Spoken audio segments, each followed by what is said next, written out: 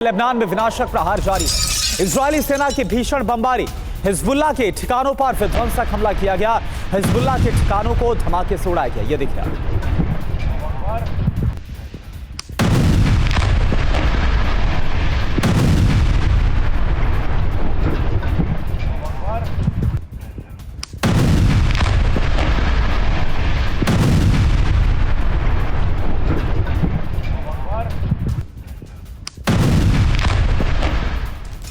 और एक और बड़ी खबर, दक्षिण लेबनान में आरडीएफ की भीषण स्ट्राइक। लेबनान में मस्जिद पर हमले का वीडियो।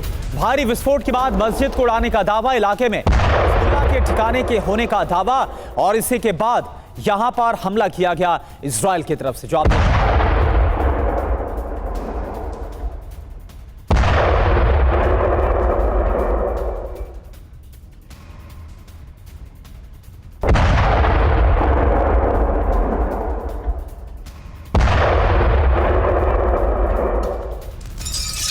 और हिजबुल्लाह का तेल अवीव पर विध्वंसक हमला। तेल अवीव के पास गिलोट सैन्य बेस पर रॉकेट से हमला किया गया।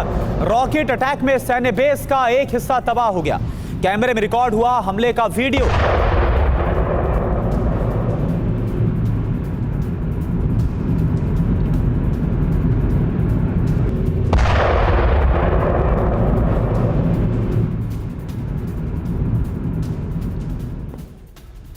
इधर इजराइल के एकर में हिजबुल्लाह का बड़ा हमला हुआ। आईडीएफ के 2 सैन्य बेस पर रॉकेट से अटैक किया गया। वो तस्वीर भी आपको हम दिखाते हैं। तो तस्वीर आपके सामने, आईडीएफ के 2 सैन्य बेस पर हमला। इजराइल के एकर में हिजबुल्लाह ने हमला किया, बड़ा पलटवार किया है, जिसकी तस्वीर आपको हम दिखा रहे हैं।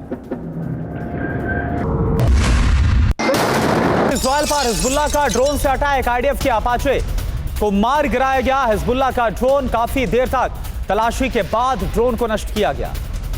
तस्वीर आपको हम दिखाते हैं किस तरह से इजराइल पर हिजबुल्लाह का ड्रोन अटैक होता है। आईडीएफ के अपाचे ने कैसे हिजबुल्लाह के ड्रोन को मार गिराया, ये आप देख पा रहे हैं। काफी देर तक तलाशी के बाद इस ड्रोन को नष्ट किया गया। देखिए, अपाचे हेलीकॉप्टर जो आपको नजर आ रहा है, उसने हमला करके कैसे ये ड्रोन जो आपको नजर आ रहा है, ये हिजबुल्लाह का है, इसको मार गिराया गया। ये देखिए, फायरिंग की गई और उसके बाद इसको मार गिराया गया। आवाज आप सुन पा रहे हैं।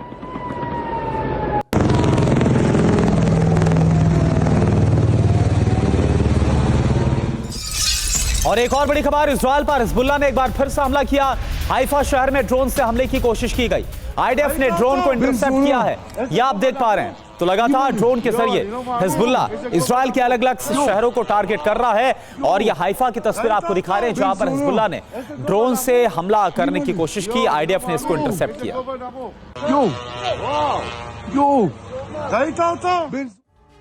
और अब आपको बताते हैं पिछले 24 घंटे में हिजबुल्लाह ने इजराइल पर कहां पर हमलों को अंजाम दिया। पूरी जानकारी ग्राफिक्स के जरिए इजराइल पर बारूदी चोट 24 घंटे की वॉर रिपोर्ट आपको दिखाते हैं। हिजबुल्लाह ने उत्तरी इजराइल पर 130 रॉकेट दागे हैं।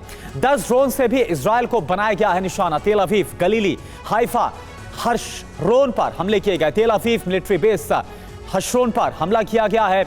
10 से ज्यादा मिसाइल के पास से ड्रोन अटैक किया गया। सेंट्रल स्टेशन पर रॉकेट अटैक किया गया है। आप देखिए, इसके अलावा खबर यह कि हाइफा, गलीली, तीरा, यहां की अगर बात की जाए 10 रॉकेट से कैसे तबाही मचाई गई। हाइफा की बात करें, 10 रॉकेट यहां पर तबाह किए गए। गलीली की बात करें, 5 रॉकेट प्रहार यहां पर किए गए। तीरा की बात करें, कई लोगों के घायल होने की जो खबर है वो सामने आ रही है। खास बात क्या है, नईम कासिम के हिजबुल्लाह के चीफ बनते ही काफी आक्रामक हो गया है हिजबुल्लाह।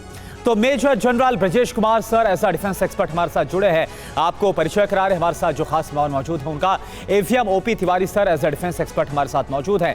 कमांडर अतुल भारद्वाज जी हमारे साथ मौजूद है। प्रोफेसर सतीश कुमार विदेश मामलों के जानकार इस वक्त हमारे साथ मौजूद हैं। सबसे पहले मैं आपका रुख करना चाहूंगा ब्रजेश कुमार सर, जिस तरह से इजराइल को चौतरफा निशाना बनाया जा रहा है और खासतौर पर एक स्ट्रेटेजी में बड़ा बदलाव हम देख रहे हैं कि जब से नईम कासिम हिजबुल्लाह के चीफ बने हैं उसके बाद से ही इजराइल पर और भी विध्वंसक प्रहार किया जा रहा है। क्या स्ट्रेटेजी आपको नजर आ रही है और ईरान का कितना बड़ा इसमें आपको हाथ नजर आ रहा है? करुणा, ये जो लड़ाई चल रही है पिछले साल 7 अक्टूबर से एक मोड़ पे आ गई है फिलहाल, जैसा मैं देखता हूँ। रक्षा मंत्री जो हैं इजराइल की, उनकी अगर बात सुनी जाए तो वो उन्होंने कहा है इजराइल के प्राइम मिनिस्टर को, जो हालांकि एक दूसरे को उतना पसंद नहीं करते हैं, कि मिलिटरीली जो मुझे करना था जो इजरायली डिफेंस फोर्सेस को करना था वो कर चुकी है।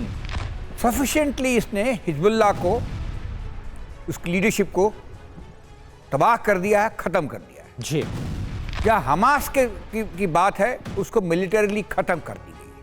जी, और आगे की बात पॉलिटिकल या डिप्लोमेटिक लेवल पे होनी चाहिए। साथ साथ हम ये भी देख रहे हैं कि जो डिप्लोमेटिक एक्टिविटी थी, गतिविधियां थी, जो अमेरिका के मदद से चल रही हैं मिडल ईस्ट में, और वो उसने भी एक तेजी पकड़ के रखी है। और तीसरी बात, हम सबको इंतज़ार था अमेरिकन इलेक्शंस का।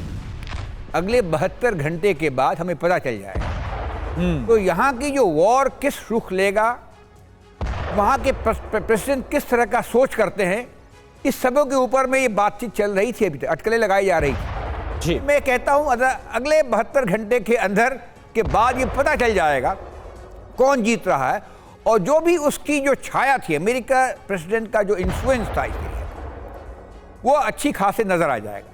जी, लेकिन अगर मिलिटरीली कहें तो ये कहना मुश्किल नहीं है कि खासकर हिजबुल्लाह के साथ में मैं समझता हूँ एक सीज फायर होने की संभावना है। सीज फायर हो सकता है लेकिन लास्टिंग पीस नहीं। ठीक है। और ये इस कारण के कि क्षति बहुत हो रखी है। और हम देखेंगे जो देश है जॉर्डन, राइट, उसके अंदर 3 तरह के लोग हैं, शिया भी हैं, सुन्नी भी हैं और क्रिश्चियंस भी हैं। उनका प्राइम मिनिस्टर 2 साल से नहीं है, तो उसके अंदर की डायनेमिक भी ये कह रही है कि भाई बहुत हो गया है, हम इसको संभाल नहीं सकते हैं। और इजराइल को जल्दी ये है कि उसके 60,000 से ज़्यादा जो पॉपुलेशन है, जो वॉर जोन से नीचे लाई गई है, उसको वहाँ पे बसाएं। तो इजराइल की भी अर्जेंसी है, तो शायद ये सीज फायर हो पाएगा। और हमास के मामले में एक ही चीज़ बाकी रखी है जी, जो बंदी बनाए गए हैं।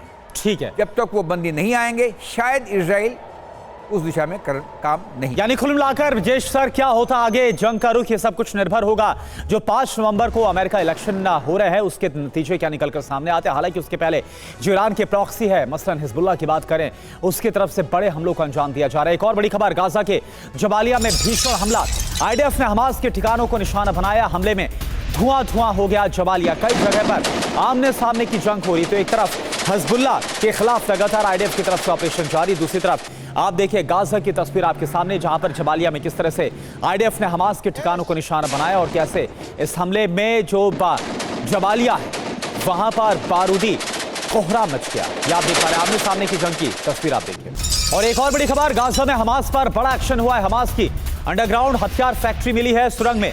हमास के लड़ाके बना रहे थे हथियार, ये देखिए आप, इजराइल की जंग के लिए तैयार हो रहे थे वेपन, आईडीएफ ने जारी किया कारखाने का वीडियो। तो भले ही हमास को लगभग खत्म कर दिया गया हो गाजा में, लेकिन इसके बावजूद हमास खुद को एक बार फिर से जिंदा करने की तैयारी में है और कैसे आईडीएफ के खिलाफ जंग छेड़ने के लिए हमास की तरफ से हथियार तैयार किए जा रहे थे। उस फैक्ट्री का खुलासा किया गया है, वो फैक्ट्री मिली है अंडरग्राउंड फैक्ट्री।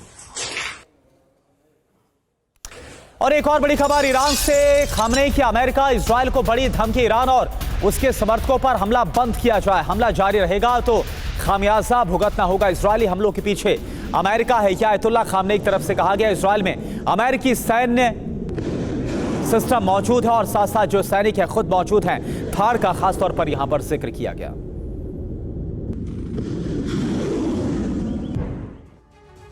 तो आयतुल्लाह खामनेई का ऐलान, अमेरिका तक बारूदी आग मच जाएगी, कोहरा मचेगा, ये आयतुल्लाह खामनेई की तरफ से चेतावनी दी गई है।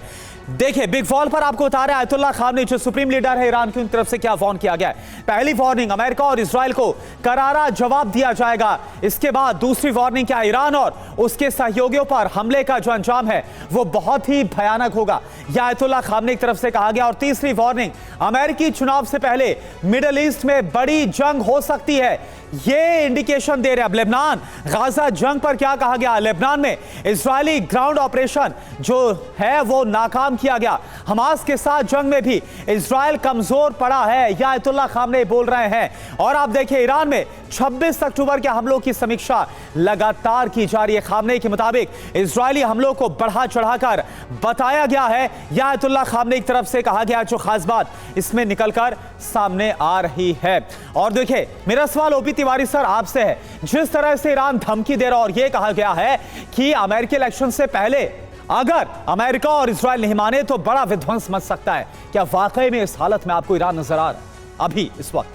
करुणा, ईरान जो धमकी दे रहा है, ईरान को हम देखें पिछले साल जो वॉर हुई है, जब से ईरान का डायरेक्ट इन्वॉल्वमेंट हुआ है, maybe haven't twice, I think 2 बार उन्होंने लंबे स्केल पर, लार्ज स्केल पर, लंबे ज़्यादा क्वांटिटी में एक साथ अटैक किया है। और जब भी इसके ऊपर हुआ वो रिएक्ट किया हुआ है, अपनी तरफ से कुछ किया नहीं है। लेकिन अभी जो इजराइल ने जो 26 अक्टूबर को जो भी स्ट्राइक किया था, अब क्या डैमेज हुआ वो ईरान को भी मालूम है और या इजराइल को मालूम है, मीडिया के पास नहीं आया हुआ। ईरान सही कह रहा अपनी इज्जत बचाने के लिए कि इतना बढ़ा चढ़ा के बताया जा रहा है, लेकिन हमारा उतना डैमेज नहीं है। लेकिन ये फेस सेविंग मैकेनिज्म है। और प्लस ईरान की तरफ से जो हिजबुल्ला और हमास जो लड़ रहे हैं, उनका भी मोटिवेशन ऊपर रखने के लिए ईरान हमेशा चाहेगा कि जो प्रॉक्सी वॉर उसकी तरफ से टेररिस्ट ऑर्गेनाइजेशन है जो लड़ रहे हैं, सीरिया में है या लेबनान में है या हमास में है या यमन में है, उनका मॉरल नहीं लो हो, मोटिवेशन हाई रहे और लड़ते रहें। भले उनकी लीडरशिप टूट चुकी है, आर्मामेंट सप्लाई कब हो चुकी है, तो अब ये लोग रिसोर्ट जो कर रहे हैं, ये लोग छोटे मोटे, जैसे अभी एक टेररिस्ट बम दिखा रहे थे, जिस तरीके से भारत हमारा टेररिस्ट अटैक के साथ होता, कभी कभी बीच में करते रहते थे लोग पहले, उस तरीके का अटैक इजराइल को तो हमेशा ही सफ़र करना ही पड़ेगा। इस तरीके छोटे मोटी चीज़ों को हटाना बहुत मुश्किल है। लेकिन जिस तरीके से इजराइल ने लीडरशिप ख़त्म करने की कोशिश की है, लीडरशिप ख़त्म होने से एक बड़ी आर्मी में फ़र्क पड़ता है। लेकिन ये टेरर ऑर्गेनाइजेशंस है, इनके खाली लीडरशिप ख़त्म करने से पूरी ख़त्म नहीं होगी। ये कब ख़त्म होगी? जबकि टेरर फंडिंग ख़त्म हो जाए, ताकि इनके पास पैसे आने बंद हो जाए, जिसके माध्यम सप्लाई बंद हो जाए, तभी बंद हो सकता है।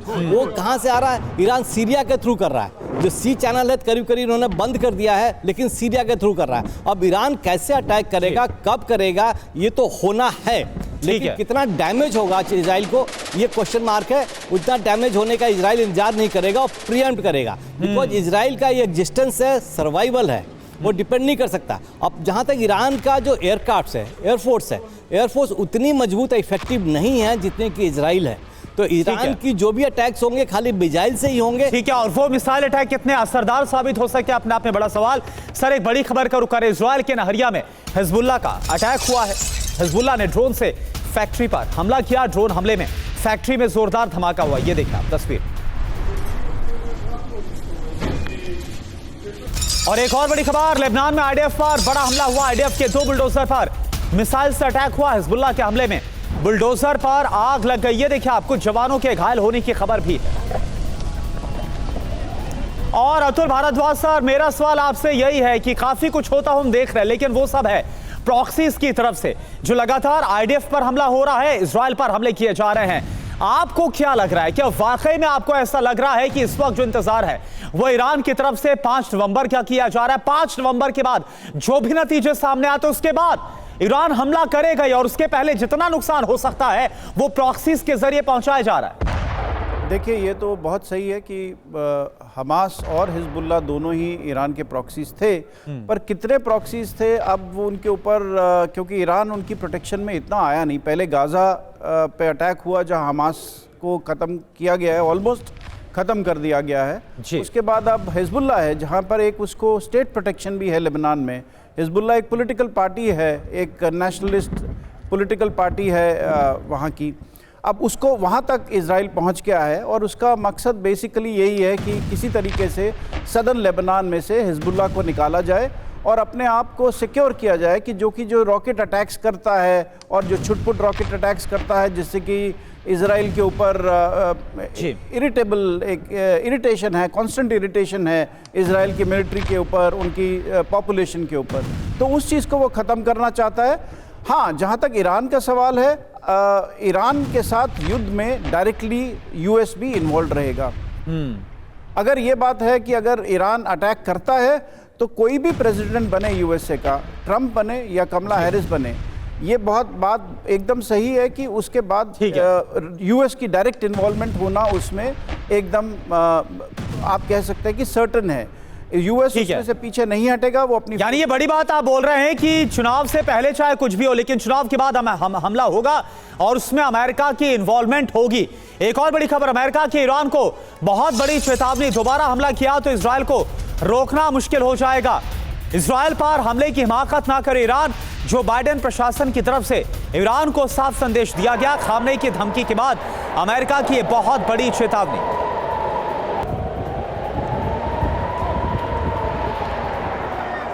तो अमेरिका का ईरान को संदेश, इजरायल को रोकना मुश्किल है। बड़ी खबर क्या है, खामनेई की धमकी के बाद अमेरिका की बहुत बड़ी वार्निंग, दोबारा से हमला किया तो इजरायल को रोक नहीं पाएंगे। मायने क्या है इसके? इजरायल ईरान के बीच भीषण जंग की आशंका काफी बढ़ गई है। ईरानी हमले के बाद इजरायल से बड़े हमले संभव है। ईरानी एटमी साइट पर भी हमलों का जो खतरा है वो बढ़ गया है। अब सवाल क्या है, ये आप जरा देखिए, क्या अमेरिका का संदेश मिडिल ईस्ट में बड़े खतरे की तरफ इशारा कर रहा है? तो ये मायने इस वक्त आपको हम बता रहे हैं। अब सवाल आप देखिए, सवाल ये कि क्या यूएस का संदेश मिडिल ईस्ट में बहुत बड़े खतरे की तरफ इशारा कर रहा है? अब खास बात आप समझिए, महायुद्ध की आशंका के बीच अमेरिका की तैयारी, अमेरिका ने मिडिल ईस्ट में B-52 बॉम्बर्स को तैनात किया। सतीश जी, मेरा सवाल आपसे, एक तरफ ईरान है जो कि धमका रहा है और अमेरिका तक को वार्न कर दिया, और अमेरिका की तरफ से बड़ी वार्निंग है कि अगर उसकी तरफ से कोई हिमाकत की गई तो फिर इसके बाद फ्री हैंड होगा इजरायल के पार, उसमें जो अमेरिका है वो भी सबक सिखाएगा। आपको लग क्या रहा है कि क्या जो महायुद्ध जिसका अंदेशा, जिसका इशारा, इंडिकेशन बयान में है, उसको रोक पाना अब आपको मुमकिन लग रहा है कि मिडिल ईस्ट में? करुणा, जो अभी फिलहाल परिस्थिति बनती हुई दिखाई दे रही है, अगर हम पिछले 40 सालों के इतिहास को देखें, शीत युद्ध के दौरान और शीत युद्ध की समाप्ति के बाद, खुमैनी से लेकर खामेनी तक, तो इतनी प्रतिकूल परिस्थिति ईरान के समक्ष कभी नहीं आई थी। वो अमेरिका को शैतान और रूस को भी कई मामलों में महाशैतान देश के रूप में जाना जाता था, और ईरान बोलता भी रहा था। इराक ईरान युद्ध के समय भी विश्व बटा हुआ था, अमेरिका और रूस के बीच में द्वंद्व की स्थिति थी। लेकिन अभी जो परिस्थितियां जो उत्पन्न हुई हैं, उसमें ईरान की स्थिति अत्यंत नाजुक है। आर्थिक रूप से वो कमजोर हुआ है। एक इस्लामिक संगठन जो एक महत्वपूर्ण कवच के रूप में काम करता था, जो ईरान के इर्द गिर्द घूमता था, वो काफ़ी कमज़ोर हो चुका है। कई ऐसे वेस्ट एशिया के, मिडिल ईस्ट के देश हैं जो ईरान के साथ नहीं है।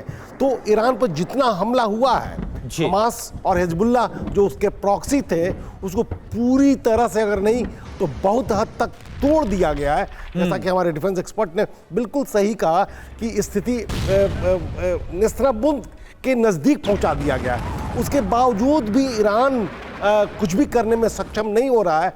तो अगर कोई प्रतिक्रियात्मक निर्णय होता है तो यूएस इलेक्शन के बाद जो इजराइल अपने आप में सक्षम है, लेकिन इस चुनाव के बाद अमेरिकी सपोर्ट उसे पहले भी मिलता आ रहा था और चुनाव के बाद और ज़्यादा मिलेगा, तो ईरान के सामने और परिस्थितियां विकट हो सकती हैं और उसकी आर्थिक और जो जियोपॉलिटिक्स है और कमज़ोर हो सकता है। अपने क्षेत्र में ही उसकी पकड़ और ढीली पड़ सकती है। एक महाराष्ट्र के रूप में जो इस्लामिक देशों के बीच में जो अपने आप को वो मसीहा बनाने की कोशिश कर रहा है, वो भी और कमज़ोर होगा। तो आने वाला परिस्थिति यही है कि सीज़ फायर को कबूल करना और इस बात को मानने के लिए तैयार होना कि शांति का कोई ना कोई बहाना उसके पास होना चाहिए। अगर युद्ध में वो घी का काम करता है तो ईरान के लिए ज़्यादा नुकसानदेह होगा, इजराइल के लिए कम।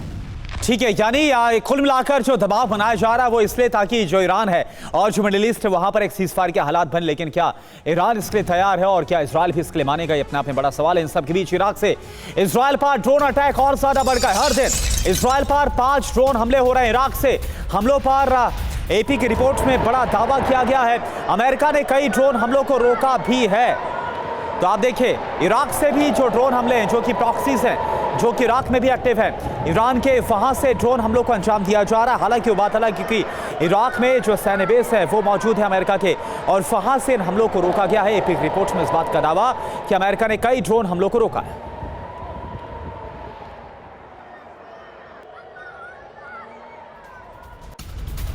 और एक और बड़ी खबर, ईरान की इजराइल को बहुत बड़ी धमकी। इजराइल पर 1 अक्टूबर से बड़ा हमला होगा। IRGC के पूर्व कमांडर इस्माइल कोवसारी का दावा, राष्ट्रीय सुरक्षा परिषद से जवाबी हमले पर मुहर। इजरायल को जवाब देना ईरान का कानूनी अधिकार है, यह कहा गया।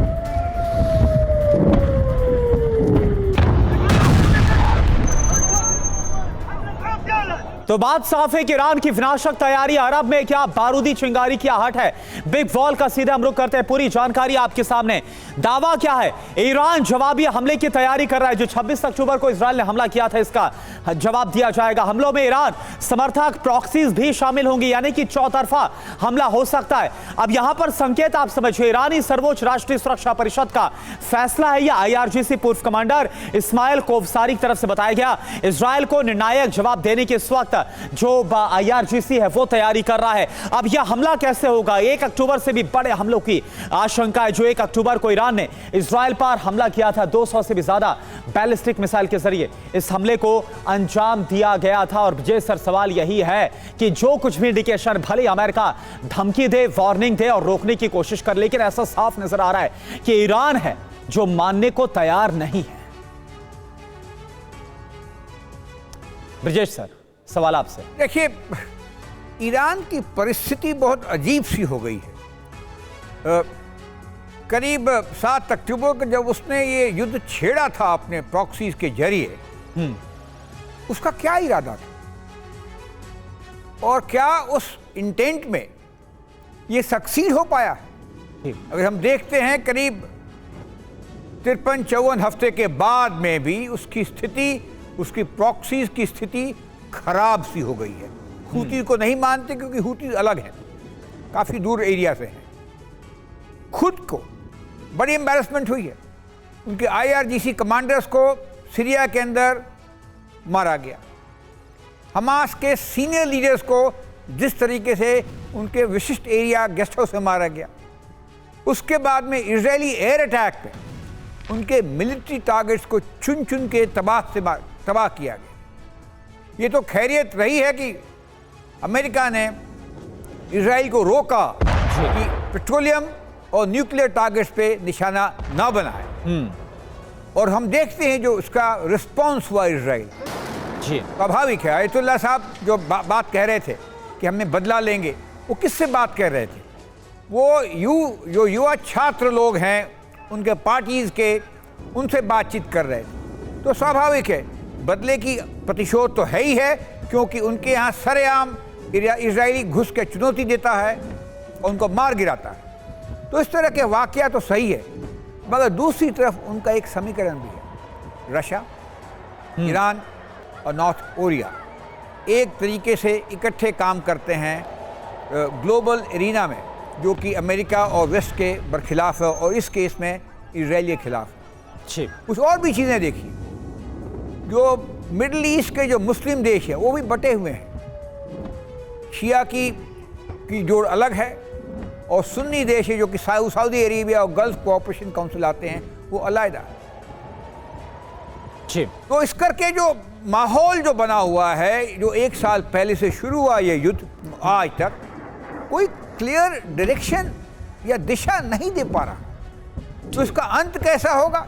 पहले तो बातचीत होगी, और मैं समझता हूं जबकि हिजबुल्लाह और हमास कमज़ोर पड़ गए हैं और ईरान चूंकि उसकी बाउंड्री नहीं है इजराइल के साथ में, वो कोई और ख़ास हस्तक्षेप नहीं कर सकता बजाय कि एरियल रूट के हवाई हमले। लेकिन यहां पर सवाल यह है प्रोफेसर सतीश सर मेरा आपसे कि देखिए, अमेरिका भले कोशिश कर रहा हो और उसकी तरफ से जो उसके अधिकारी हैं वो भेजे भी गए हैं, मिडिल ईस्ट लगातार कोशिश कर रहे हैं ताकि किसी तरह से हिजबुल्लाह के साथ जो सीज फायर वो हो जाए। लेकिन कोई भी पक्ष, चाहे वो इजराइल हो, चाहे वो हमास हो, चाहे वो हिजबुल्लाह हो या फिर वो ईरान हो, कोई इंडिकेशन नजर नहीं आ रही कि कोई तैयार है इस सीज फायर के लिए, युद्ध विराम के लिए। हाँ नहीं, देखिए, सीज फायर के लिए तैयार नहीं होना होता है, परिस्थितियां उसे तैयार करवाती हैं। हमें लगता है कि परिस्थितियां एक्चुअली कोई बयान भी निकल कर नहीं आ रहा ना सर कि अगर अमेरिका कोशिश कर रहा है तो हाँ इस तरफ हम आगे रुक कर सकते हैं, कोई पॉजिटिव कई बार लोकल गैलरी को भी सेटिस्फाई करना होता है। खामेनी के सामने ये बहुत बड़ी चुनौती है कि वो सरेंडर कर देंगे तो अपने देश के भीतर भी एक जो अलगाव की जो बातें हैं जो वो वहाँ शुरू हो जाएंगी। और ईरान में हम जानते ही हैं कि पॉलिटिकल डिस्कॉन्टेंट बहुत तेजी से पिछले साल भी था और उसके पहले भी हुआ है। तो ये एक कारण है कि खमेनी इस बात को देखते हुए लोकल गैलरी को भी इम्पोर्टेंस दे रहे हैं। लेकिन मोटे तौर पर देखा जाए तो वेस्ट एशिया का जियो स्ट्रैटेजी और जियो इकोनॉमिक्स पिछले कई दशकों से कम होता चला गया है, क्योंकि तेल के जगह पर गैस का उत्पादन पूरे अमेरिका में और रूस में और बाकी जगहों पर होना तय है, सभी को ये मालूम है। उसके कारण से अब मिडिल ईस्ट वो मिडिल ईस्ट नहीं रहा जो शीत युद्ध के दौरान हुआ करता था। बिल्कुल, केवल इंपॉर्टेंस इजराइल वहां पर है और इजराइल के इर्द गिर्द इस्लामिक देश हैं। इजराइल अमेरिका का सहयोगी देश है, तो वो जियो स्ट्रैटेजी अमेरिका के लिए इंपॉर्टेंट है और उसके कारण से अमेरिका हमेशा इंटरवीन करेगा और आज भी कर रहा है, कल भी करेगा। तो ये इस स्थिति में इजराइल जहां भी कमजोर, इजराइल अपने आप में सक्षम भी है, लेकिन जहां पर उसे कमजोरी महसूस होगी तो अमेरिका उसकी तरफ आकर खड़ा होगा। तो हमें लगता है कि बाकी ईरान उस एरिया का सबसे बड़ा देश है, लेकिन पिछले युद्ध जब से शुरू हुआ है, अगर उसका अनुमान लगाया जाए तो आर्थिक स्थिति ईरान की बहुत ही खराब हुई है। ठीक है, गरीबी बड़े पैमाने पर, बेरोजगारी फैलता जा रहा है। तो अब ईरान को सोचना पड़ेगा और यानी ये बात साफ है कि ये पॉस्चरिंग ज्यादा नजर आ रही है और जो उसकी इस वक्त आर्थिक हालत है वो इजाजत नहीं देती ईरान को कि वो किसी बड़े युद्ध में शामिल हो कूदे। एक और बड़ी खबर का रुख कर रहे, इजरायली हवाई हमलों से दहल गया बेरूत। हिजबुल्लाह पर आईडीएफ की विध्वंसक एयर स्ट्राइक हुई है। धमाकों में तबाह हो गई है बहुमंजिला इमारत। हिजबुल्लाह बेस होने की आशंका में हमला किया गया। तो ये देखिए, हिजबुल्लाह पर आईडीएफ की तरफ से एक और बड़ा हमला। लेबनान की तस्वीर आपको दिखा रहे हैं बेरूत की, जहां पर यह बताया गया कि ये हिजबुल्लाह का गढ़ और बहुमंजिला इमारत को कैसे हमला करके तबाह किया गया।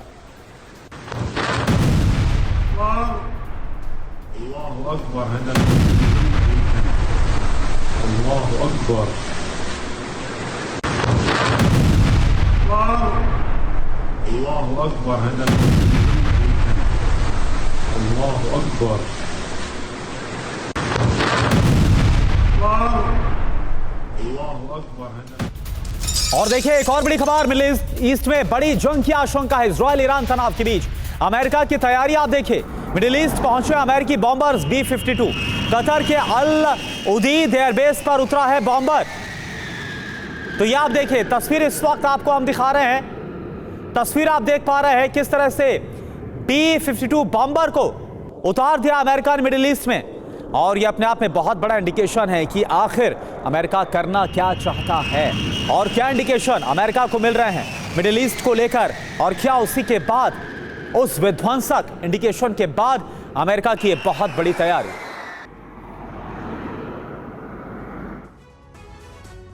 तो अमेरिका का ऑपरेशन B-52 क्या है यह आप समझिए। मिडिल ईस्ट में अमेरिकी B-52 बॉम्बर को तैनात कर दिया गया है। कहां पर तैनाती? कतर के अल उदीद एयरबेस पर उतरा है B-52। वजह क्या है? इजराइल ईरान के बीच जंग की आशंका बहुत बढ़ गया। अमेरिका का एक्शन ओमान की खाड़ी, लाल सागर, जी हां, ओमान की खाड़ी में यहां पर तैनाती है। USS अब्राहम लिंकन को ओमान की खाड़ी में तैनात किया गया है। इसके अलावा अगर बात करें लाल सागर की, तो लाल सागर में एक डिस्ट्रॉयर और 2 वॉरशिप्स को तैनात किया गया है। यह अमेरिका की तरफ से तैनाती। खास बात क्या है, मिडिल ईस्ट में 20 F-16 फाइटर जेट की जो मूवमेंट है वो लगातार इस वक्त हो रही है। मिडिल ईस्ट में करीब 50,000 अमेरिकी सैनिक तैनात किए जा चुके हैं। तो अपने आप में बड़ा सवाल है कि आखिर इस तैनाती का मतलब क्या है। और ये देखिए लगातार जानकारी आपको दे रहे ओपी तिवारी सर, सवाल यही है कि क्या जो आहट है वो ये तैनाती इस तरफ इशारा कर रही है कि मिडिल ईस्ट में जिस बड़े विध्वंस, जिस विनाश की हम बात कर रहे हैं, इसे अमेरिका भी समझ चुका है और इसे रोक पाना नामुमकिन है। यही वजह तैनाती की गई है सर। करुणा, कुछ हद तक मैं आपकी बात से सहमत हूँ, लेकिन ये जो डिप्लॉयमेंट है F-16 का, स्टेल्थ बॉम्बर B-52 का, अगर ये डिप्लॉय हो गया, जब इन्होंने एक्शन में लिया जाएगा तो किसी देश को बिल्कुल ही तरीके से कारपेट बॉम्बिंग करके अच्छी तरह डिस्ट्रॉय कर देंगे जी। तो ये एक पोस्चरिंग है और एक डर दिया गया है ईरान के लिए ताकि ये ईरान ही ऐसा कोई कदम न उठाए ताकि इनको यूएस को विवश होकर B-52 बॉम्ब्स का यूज किया गया। B-52 की कैपेसिटी की बात करो तो ये कितने टन के बॉम्ब्स काफ़ी एरिया एक बार अटैक में ये ख़त्म कर सकता है। उनका न्यूक्लियर बेस हो या ऑयल बेस हो, सब खत्म किया जा सकता है। और कोई खतरा खाली ईरान से ही है। तो ईरान को ये डर पैदा करना है कि उसकी एयरफोर्स इतनी कमजोर, वीक, इतनी इफेक्टिव नहीं है कि जो इनका सामना कर सके। वो तो इजराइल के एयरफोर्स की सामना नहीं कर सकती। ये तो बहुत बड़ी चीज़ है। तो ये जो डिप्लॉयमेंट है कतार में, बिकॉज इस मिडिल ईस्ट एरिया में, जैसे अभी जैसा आप बता रहे थे कि मिडिल ईस्ट एरिया में इनके ईरान के जो बहुत सपोर्टर हैं खाली टेररिस्ट ऑर्गेनाइजेशन से, इसके अलावा और कोई नहीं है। ईरान भी देख चुका है कि इराक की क्या हालत की थी अमेरिका ने। ये एक इंडिकेशन है कि तुम ये मत समझो कि हमारे इलेक्शन हो रहा है, हम इजराइल को सपोर्ट नहीं करेंगे या इजराइल हमारे उसके वजह से कोई एक्शन ना ले। ये दिखाया जा रहा है और ईरान को ये समझ में आ चुका है कि बिना जो ऐसा कोई एक्शन या ऐसा कोई इजराइल पर अटैक नहीं करेगा जो अमेरिका को भी थोड़ी बहुत या कुछ भी नाराज कर सके। तो ये इतना मजबूत है कि जो B-52 और ये जो आप जिस फ्लीट की बात कर रहे थे, इतना इफेक्टिव है कि किसी भी तरीके से लड़ा जा सकता है। ईरान के लिए तो पूरी तरीके से सक्षम है और मिडिल ईस्ट में और कोई देश नहीं है। अच्छा अतुल भारद्वाज सर, मेरा सवाल आपसे इस तैयारी को लेकर, तैनाती को लेकर है कि क्या ये जो तैनाती है 5 नवंबर के पहले यानी कि अमेरिकी प्रेसिडेंट इलेक्शन से पहले, ये तैयारी ये बतला रही है क्या कि 5 नवंबर के बाद इजराइल और अमेरिका मिलकर बहुत बड़ा हमला कर सकते हैं, ईरान के खिलाफ कोई बड़ा ऑपरेशन छेड़ा जा सकता है? देखिए, जहाँ तक ये सवाल है युद्ध का, ईरान के पास वो कैपेबिलिटी नहीं है। एक ग्रेट पावर जो होती है उसके पास ये कैपेबिलिटी होती है कि वो कहीं भी युद्ध करा सके या कहीं भी युद्ध विराम करा सके। ये पावर जो है ये सिर्फ ना तो इजराइल के पास भी नहीं है, मैं कहूँगा ये पावर सिर्फ आज की दुनिया में सिर्फ अमेरिका के पास है कि वो कब युद्ध कराए और कब युद्ध ना कराए। अब वो ईरान किस हद तक, ईरान में अगर हम न्यूज़ रिपोर्ट्स देखें तो ईरान ये भी कोशिश कर रहा है कि यूएस के करीब आए और यूएस से कुछ तरीके की संधि करे। अब ये संधि होगी या नहीं और क्या इसके टर्म्स होंगे, वो नेक्स्ट प्रेसिडेंशियल इलेक्शन के बाद ही हमको पता चलेंगे। तो नया प्रेसिडेंट कौन आएगा और वो ईरान से क्या चाहेगा और वो क्या एक्सपेक्ट करेगा और ईरान कितना उसको देने को तैयार होगा। जहाँ तक युद्ध का सवाल है, युद्ध तो जारी है और युद्ध का बेसिक टारगेट जो अगर आप देखेंगे, बेशक इजराइल हो या अमेरिका हो, वो ईरान ही है। जो इजराइल अगर यूएस का प्रॉक्सी है तो वो ईरान के प्रॉक्सीज को ख़त्म करेगा, पर अगर ईरान के ऊपर लड़ाई होती है तो यूएस उसमें डायरेक्ट इन्वॉल्वमेंट रहेगी। आप इसीलिए देख रहे हैं कि B-52 बॉम्बर्स, रेड सी में उसकी पूरे शिप्स तैनात हैं, उसके एयरक्राफ्ट कैरियर्स तैनात हैं। अमेरिका 1 साल से पूरी तरह से तैयार है कि अगर कोई भी प्रोवोकेशन होगा या वो प्रोवोक करना चाहेगा ईरान को तो वो कर सकता है, उसके पास ये कैपेबिलिटी है। ईरान जहाँ तक चाहेगा कि जितना भी चाहेगा, ईरान चाहेगा कि लड़ाई अवॉइड हो जाए, किसी तरीके से लड़ाई ना आगे बढ़े, क्योंकि लड़ाई में अगर शुरू हुई तो जैसे कि एवीएम साहब ने भी कहा कि वो लड़ाई में ईरान का कारपेट बॉम्बिंग होना एकदम निश्चित ही है। ठीक है, और उसमें उसकी काफी, बेशक उसके पास कैपेबिलिटी, बिल्कुल, और सबसे ज्यादा जो नुकसान है वो ईरान को ही झेलना पड़ेगा। और ऐसे हालात में क्या होगा, क्योंकि अगर अमेरिका इजराइल के साथ खड़ा रहेगा तो क्या रूस भी खुले तौर पर ईरान के साथ आएगा, और फिर आप समझ सकते हैं कि पूरी दुनिया में कितना बड़ा संकट आ सकता है। आप सभी खास मेहमानों का बहुत बहुत शुक्रिया इस जानकारी के लिए और इस बातचीत के लिए।